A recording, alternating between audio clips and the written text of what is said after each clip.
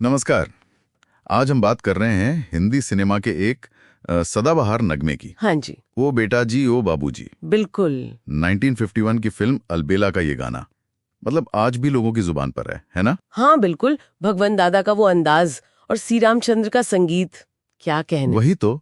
और आज हम इसी गाने पर थोड़ी गहराई से बात करेंगे। इसके बोलों में जो छुपा है उसे समझने की कोशिश करेंगे। हाँ, क्योंकि मजे की बात यह है कि धुन जितनी हल्की फुल्की लगती है ना, इसके बोल उतने ही गहरे हैं। हाँ, गीतकार राजेंद्र कृष्ण ने जैसे जीवन का पूरा फलसफा ही लिख दिया है इसमें। अच्छा, शुरुआत ही देखिए ना।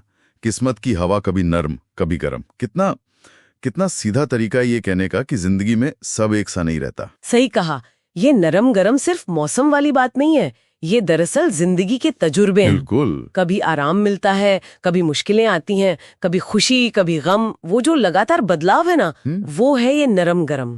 हाँ, और सी रामचंद्र का संगीत भी, वो भी बड़ा खुशमिजाज सा है। मतलब गाना आपको उदास नहीं करता। बिल्कुल नहीं, जबकि बात तो जिंदगी की मुश्किलों की भी हो रही है।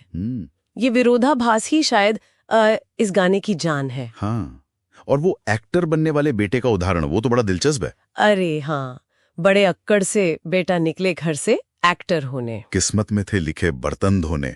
मतलब कैसे सपने टूटते हैं, कितनी आसानी से कह दिया है। हाँ, और यही वो बात आती है जो सोचने वाली है। इतनी बड़ी एक तरह से निराशा है ये, बिल्कुल। लेकिन गाने में इसे भी एक हल्के फुल्के अंदाज में, लगभग मजाक के तौर पर पेश किया है। हाँ, जीने का मजा कभी नरम कभी गरम। एग्जैक्टली। ये राजेंद्र कृष्ण की खासियत थी, गहरी बात को भी सरल शब्दों में एक तरह से मुस्कुराते हुए कहना। लेकिन सवाल ये उठता है कि क्या ये नजरिया मुश्किलों को कम गंभीर बना देता है या फिर उन्हें सहने की एक ताकत देता है? क्या लगता है आपको? देखिए, ये एक अच्छा सवाल है। शायद दोनों ही बातें हैं, पर उस दौर के हिसाब से देखें तो ये शायद आम आदमी का नजरिया था। अच्छा, आगे बढ़ते हैं। फिर दुनिया को चिड़ियाघर कहा गया है। हाँ, दुनिया के इस चिड़ियाघर में तरह तरह का जलवा। तरह तरह का जलवा, मतलब कितनी विविधता है और साथ ही असमानता भी। हाँ, वो अगली लाइन है ना, किसी को सूखी रोटी किसी को पूड़ी हलवा। एग्जैक्टली। ये तो सीधे सीधे समाज की सच्चाई है। बिल्कुल। और फिर इसे किससे जोड़ा है? खिचड़ी से। हाँ, खिचड़ी का मजा कभी नरम कभी गरम। खिचड़ी क्यों?